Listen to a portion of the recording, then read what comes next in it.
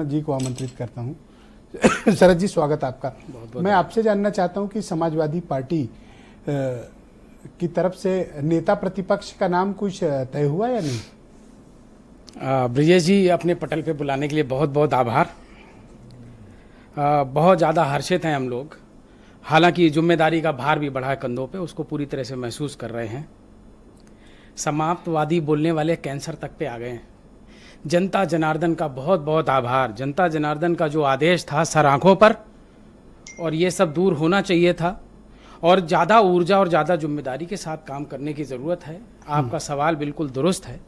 इसीलिए आपने देखा होगा कि हमारे राष्ट्रीय अध्यक्ष जी ने तुरंत सबको बोला, क्षेत्रों में दौरा कीजिए और तुरंत फैसला लीजिए, आम जनता के बीच में बैठ के तय करिए और आगे बढ़िए। और आके विधानसभा से इस्तीफा दे दिया और बहुत प्रोएक्टिव हैं अभी हम। आपके पास मोर देन 110 एमएलएज हैं इस वक्त जी। कौन लीड करेगा इन्हें? एक चीज़ तो तय है, जब से पार्टी बनी है तब से हम लोग समाजवाद की विचारधारा को खाते हैं, पीते हैं, सोते हैं, उड़ते हैं, जागते हैं। तो कहीं ना कहीं जो समाजवादी विचारधारा है, जिसका नया नाम वर्तमान परिस्थितियों में नए जमाने के हिसाब से, नई पीढ़ियों के हिसाब से बड़ी अच्छी बात आपने पीढ़ीए रखा है, तो हम पीढ़ीए आपने के कहा बीच से समाजवादी हैं और ओढ़ते हैं और उन्हीं वही काम करते। मनोज पांडे भी तो समाजवादी थे। हाँ बिल्कुल थे, लेकिन आपने जो थे बोला उस पर जोर आपने अच्छा किया कि सही जोर दिया। देखिए, मानव प्रकृति है, लोभ में, लालच में, किस तरह से, कहाँ, किस दबाव में, किस प्रभाव में, किस कारण से, जो भी हो, हमारे राष्ट्रीय अध्यक्ष जी का बड़ा मत क्लियर है।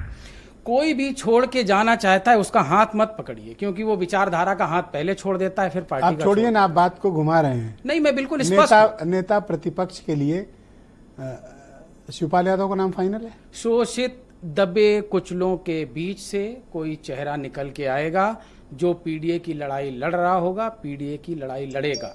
वो कोई भी हो सकता है। हमारे वरिष्ठ नेता से कौन लड़ सकता है? मैं तो एक प्रवक्ता, जैसे शिवपाल यादव लड़ रहे हैं, इंद्रजीत सरोज भी लड़ रहे हैं, और अभी सुरेंद्र राजपूत जी मुझे रामअचल राजभर का भी नाम बता रहे थे।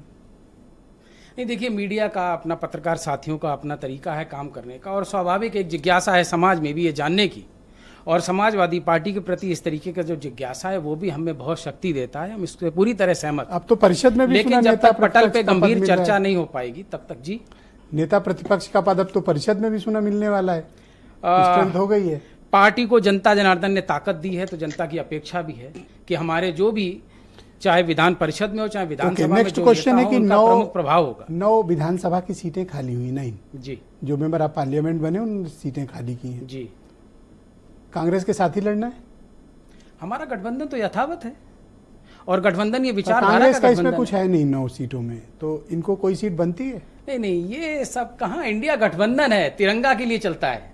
नहीं, मतलब इनसे कुछ नहीं होने लेना है साथ में, क्योंकि इनका तो बनता नहीं है। आपकी जिज्ञासा स्वाभाविक है, लेकिन मैं इनकी एक सीट नहीं बनती है। बता दूं कि हम कृपा पर कुछ दे दीजिए तो अलग बात है। जी, मतलब कृपा पर दे दीजिए तो अलग बात है, वैसे इनकी बनती नहीं है। यहाँ विचारधारा मर्म की बात है, और हमारा आप जुड़ाव देख चुके हैं, जिस तरीके से हमने चुनाव लड़ा है, बहुत दिल और दिमाग दोनों को जोड़ के एक साथ लड़ा है।